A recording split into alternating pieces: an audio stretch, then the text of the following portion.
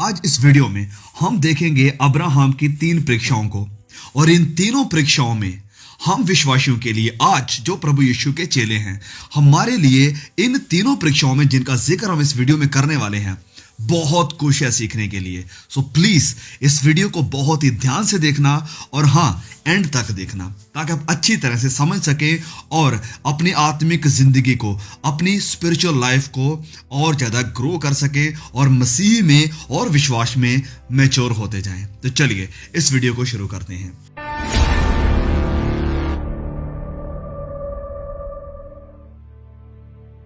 पहली परीक्षा, जब अब्राहम 45 वर्षों का था तो परमेश्वर ने उसे बुलाया कि वह अपना घर बार, अपने सारे रिश्तेदार, अपने सारे रिलेटिव्स को कसदियों के देश जिसका नाम यूर है वहां पर छोड़कर परमेश्वर के ऊपर विश्वास करके एक अनजान देश को निकल जाए।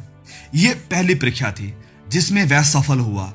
उसने माता पिता, अपने भाई बहन के साथ सबके साथ जो संबंध था उसको तोड़ दिया। और ये इजी नहीं था, ये आसान नहीं था, बिल्कुल भी आसान नहीं था। परंतु जब तक वह अवनाल कोड यानी जिसे हम इंग्लिश में अम्बिलिकल कोड कहते हैं, जो कि बच्चे को उसकी मां के साथ जोड़कर रखती है, जब तक उसे काटा नहीं जाता है तो बच्चा अलग होकर ग्रो नहीं हो सकता है।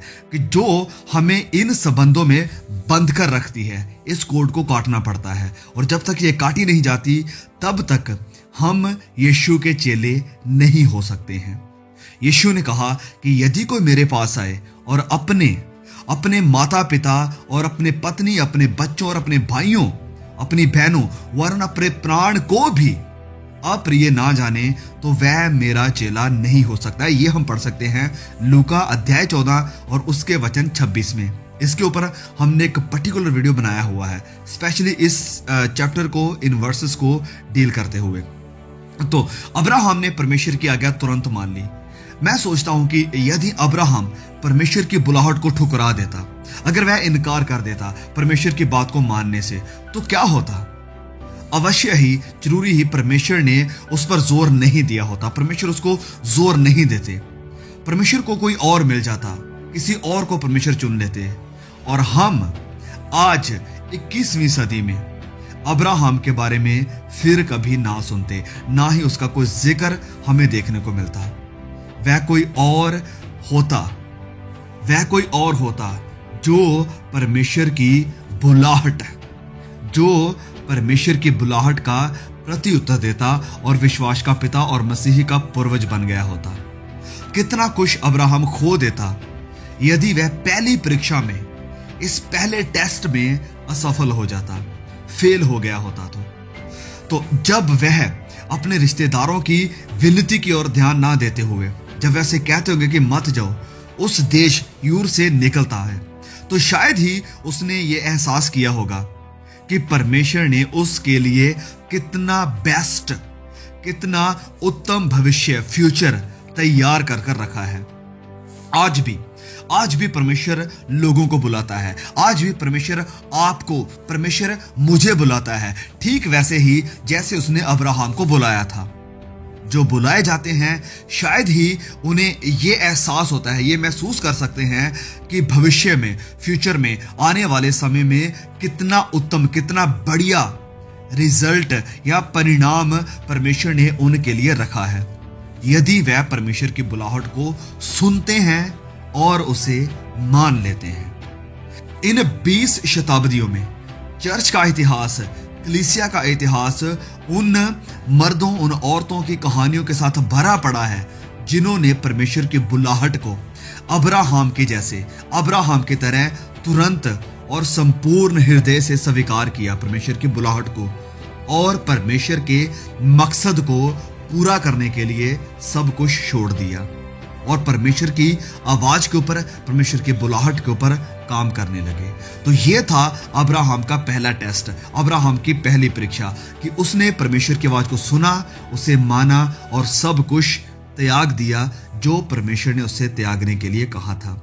अब मेरा सवाल आपके लिए और मेरे लिए भी कि क्या वो सब चीजें जिनसे परमेश्वर कहते हैं कि आप नाता तोड़ दो, जो चीजें हमें परमेश्वर से दूर रखती हैं, क्या हम उन्हें छोड़ने के लिए उन्हें अपने आप से जुदा करने के लिए, अलग करने के लिए तैयार हैं, या क्या आपने कर दिया है? और अगर आपने कर दिया है और अगर आप कर रहे हैं या करना चाहते हैं तो आपके लिए ये समय है। और अगर आपने कर दिया है तो आप बहुत ही धन्य लोग हैं। आपने एक उत्तम चीज को, बेस्ट चीज को चुना है, जो कि परमेश्वर है।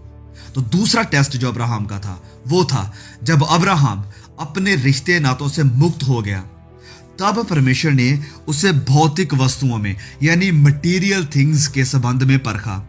ओके, तो डिसाइपलशिप में यानी शिष्यता में आगे बढ़ने के लिए, आत्मिकता में मैच्योर होने के लिए यह बहुत ही जरूरी पॉइंट है। यीशु ने कहा कि जो कोई अपना सब कुछ त्याग ना दे वह मेरा चेला नहीं हो सकता। लूका अध्याय 14 वचन 33 में। तो उत्पत्ति 13 और 14 अध्यायों में हम दो ऐसी घटनाओं के विषय में पढ़ते हैं जहां पर अब्राहम धन संपत्ति के विषय में परखा जाता है। तो पहली बार जब लूत और उसे अलग होना पड़ा, आप सब इस कहानी को जानते हैं, क्योंकि उनके झुंड, उनकी भेड़ बकरियां इतनी बढ़ गए थे कि वह एक साथ नहीं रह सकते थे। बड़ा होने और कनान देश में जाने के लिए बुलाए जाने के नाते यह अब्राहम के लिए आसान और सही भी होता कि वह पहले अपने लिए उस धरती का, उस भूमि का चुनाव करे। लेकिन सच्ची निस्वार्थता और हृदय की विशालता के कारण उसने लूत को पहले चुनने के लिए कहा। लूत ने मानवीय दृष्टि में, इंसान की नजर में सबसे जो बढ़िया दिखाई देने वाली जगह थी, सदोम की जगह को, भूमि को उसे चुन लिया।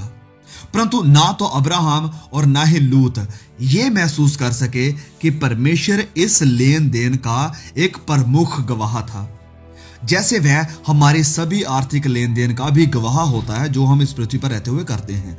अब्राहम के द्वारा प्रदर्शित निस्वार्थ भावना से परमेश्वर बहुत खुश हुआ, आनंदित हुआ, और तुरंत ही परमेश्वर ने उसे बताया कि उसका वंश, अब्राहम का वंश उस सारी पृथ्वी पर जहां तक अब्राहम देख सकता है चारों दिशाओं में फैल जाएगा। इसमें वह हिस्सा भी शामिल था जो लूत ने चुना था। जब लूत अब्राहम से अलग हो गया तब उसके बाद यहोवा ने अब्राहम से कहा कि आंख उठाकर जिस स्थान पर तू है वहां से उत्तर, दक्षिण, पूर्व, पश्चिम चारों दिशाओं की तरफ नजर कर, क्योंकि जितनी भूमि तुझे दिखाई देती है उस सब को मैं तुझे और तेरे वंश को युग युग के लिए दे दूंगा।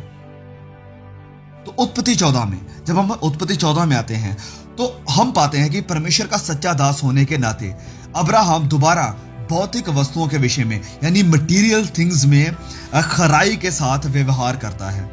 अब्राहम ने सदोम के राजा के लोगों और संपत्ति को दुश्मनों से छुड़ाया। इसके बदले में जो पुरस्कार, जो इनाम उसको सदोम का राजा देता है वो ये था कि अपनी सारी संपत्ति वह इस अब्राहम को दे देता है। परंतु अब्राहम कुछ भी लेने से इनकार कर देता है कि मुझे कुछ नहीं चाहिए। और अब्राहम ने सदोम के राजा से कहा कि परम प्रधान ईश्वर यहोवा जो आकाश और पृथ्वी का अधिकारी है, उसकी मैं ये शपथ खाता हूं कि जो कुछ तेरा है उसमें से ना तो मैं एक सूत और ना जूती का बंधन, ना कोई और वस्तु लूंगा, कि तू ऐसा ना कह पाए कि अब्राहम मेरे ही कारण धनी हुआ है। उत्पत्ति 14 वचन 22 और 23। तो असल में रियलिटी में अब्राहम ये कह रहा था कि मेरा परमेश्वर स्वर्ग और पृथ्वी का मालिक है, मुझे तेरी किसी भी वस्तु की, किसी भी चीज की जरूरत नहीं है। एक बार फिर देखिए, यहां पर एक बार फिर परमेश्वर इस वार्तालाप का, इस सारी बातचीत का गवाह था। वह तुरंत ही अब्राहम के समक्ष उपस्थित हुआ और उसे बताया कि वह खुद ही उसे पुरस्कार देगा, उसे इनाम देगा। इन बातों के बाद यहोवा का यह वचन दर्शन के द्वारा अब्राहम के पास आया कि हे अब्राहम, मत डर, तेरी ढाल और अत्यंत बड़ा प्रतिफल मैं हूं। उत्पत्ति 15 वचन 1। तो यदि हम परमेश्वर का आदर करें तो वह भी निश्चय हमारा आदर करेगा। और इसकी बहुत सी घटनाएं पवित्र बाइबल में हमें देखने को मिलती है। पवित्र बाइबल इन चीजों से भरी पड़ी है कि अगर हम परमेश्वर का आदर करते हैं तो वह हमारा भी आदर करता है। आप यूसुफ को देखिए, उसने परमेश्वर का आदर किया और परमेश्वर ने भी उसे बढ़ाया, उसका आदर किया। आप दानियल को देखिए, उसने परमेश्वर का आदर किया और परमेश्वर ने उसे बढ़ाया, उसका आदर किया। और फिर आप उन 3 दोस्तों को देखिए, शद्रक, मेशक, अबेदनगो, उन्होंने परमेश्वर का आदर किया और परमेश्वर ने भी उन्हें आदर दिया। तो जब हम परमेश्वर का आदर करते हैं, जब हम छोटी छोटी चीजों में परमेश्वर को सम्मान देते हैं, तो परमेश्वर इन छोटी छोटी परीक्षाओं को देखते हैं, जानते हैं, वह खुश होते हैं और वह भी हमें इसका प्रतिफल, इसका इनाम जरूर देंगे। तो ये थी दूसरी परीक्षा। अब तीसरी परीक्षा क्या थी?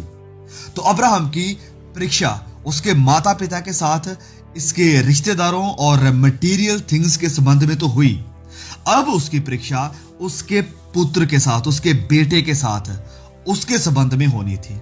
उत्पत्ति 22 और उसके वचन 2 में जब हम पढ़ते हैं, परमेश्वर ने अब्राहम से कहा कि अपने बेटे को, अर्थात अपने इकलौते बेटे इसहाक को, जिससे तू प्रेम रखता है, संग लेकर मोरिया देश में चला जा और वहां उसको एक पहाड़ के ऊपर, जो मैं तुझे बताऊंगा, होम बलि करके चढ़ा दे। ये बहुत ही बहुमूल्य चीज थी, क्योंकि इतने सालों के बाद और इतनी उम्र के बाद, जब वह काफी बुजुर्ग हो चुका था, परमेश्वर ने उसे एक बेटा दिया है। उसकी अपनी कोई संतान नहीं है, लेकिन एक बेटा दिया है। ये अब्राहम के लिए बहुत ही बहुमूल्य है, बहुत ज्यादा कीमती है, जिसे परमेश्वर ने उस रात उससे मांगा था। तो अब्राहम अगले दिन, जब रात को ये बात सुनता है परमेश्वर की, तो अगले दिन बिना कुछ किए ऐसे ही बिता सकता था और किसी को भी यह पता नहीं चलता कि अब्राहम ने परमेश्वर की आज्ञा को तोड़ा है, कि अब्राहम ने परमेश्वर की बात को नहीं माना है। किसी को भी पता नहीं चलता अगर अब्राहम इस बात को ना भी मानता तो। इस प्रकार परमेश्वर अब्राहम को परख रहा था कि वह उसका भय मानता है, उसका डर मानता है या नहीं मानता है। इस प्रकार हमें भी परमेश्वर परखता है कि वह हमसे गुप्त में हमारे हृदय में बात करता है, और इतना धीमे कि वह भी जो हमारे साथ रहते हैं सुन नहीं पाते कि परमेश्वर ने हमसे क्या कहा है, क्या कहा है करने के लिए, क्या कहा है ना करने के लिए। परमेश्वर द्वारा हम सबके जीवन में पूरी तरह गुप्त एरियाज, अर्थात हमारे विचारों को देने का कारण यह परखना है कि हम उसका भय मानते हैं या नहीं मानते हैं। अब्राहम ने परीक्षा में सफलता को प्राप्त किया। उसने लोगों के सामने एक अच्छी गवाही की खोज की। वह गुप्त एरियाज में, सीक्रेट में भी परमेश्वर की आज्ञा का पालन करना चाहता था, और इसीलिए अगली सुबह होते ही उसने अपने बेटे इसहाक को लिया और मोरिया पहाड़ की ओर अपने प्रिय बेटे, जिससे वह बहुत प्यार करता था, उसको लिया और परमेश्वर के लिए बलि करने के लिए निकल गया, ये कहते हुए कि प्रभु, मैं आपसे इस पृथ्वी पर किसी भी इंसान और किसी भी वस्तु से बढ़कर प्रेम कर सकता हूं।